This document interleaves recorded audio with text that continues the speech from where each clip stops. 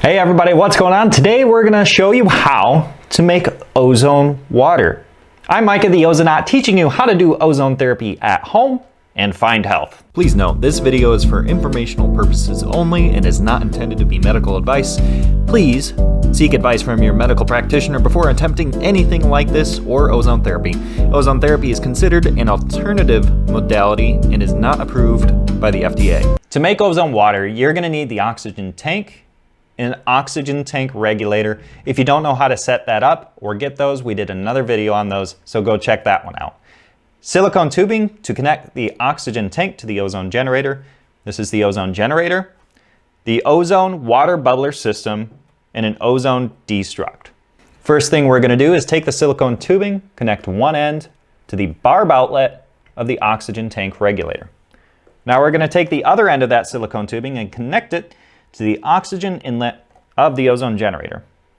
Now, I already put water in my ozone water bubbler system, but it's important to note, to get full saturation, to get fully saturated ozone water, to make it as strong as you can, you need to ozonate it for 12 minutes for every 8 ounces of water that you put in here. Now, I personally don't like it fully saturated or as strong as it can be, because it gives me a scratchy throat if I drink it. So I actually will fully saturate it, and then I'll wait for 30 minutes to an hour so that it lessens and it's not quite as strong. Again, that's 12 minutes for every 8 ounces of water that you put into the water bubbler system. 12 minutes per 8 ounces, you're gonna let it run for. So I connect my water bubbler system to the ozone generator. You wanna make sure it's the center column right here. If you do it the other way around, it's gonna get messed up, but this side will not connect to the ozone generator, so it's gonna be kinda easy to do that. We take our ozone destruct and connect it right to here. Then I'm gonna turn my ozone generator on. No ozone is being made yet. My generator is just on and running, waiting for oxygen to come through it, make the ozone, and make the ozone water. On top of the machine, you're gonna see this chart. There's gonna be these fractions over here, which correspond to fractions on the regulator. These are actually how fast the gas is gonna be flowing through the ozone generator.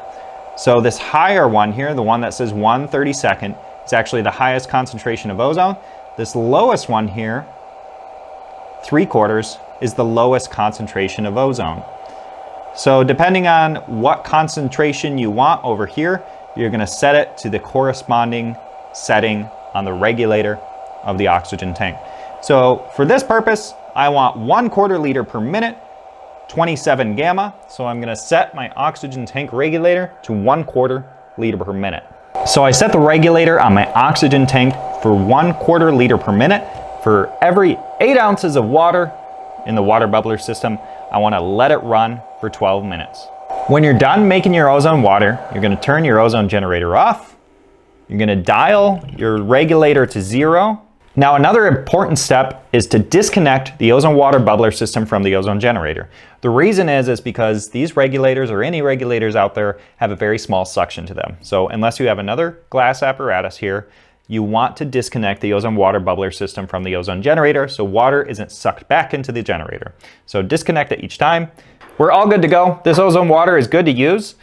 Use it as you want, swish it in your mouth, drink it, wash wounds, sterilize things, whatever you want to use the ozone water for.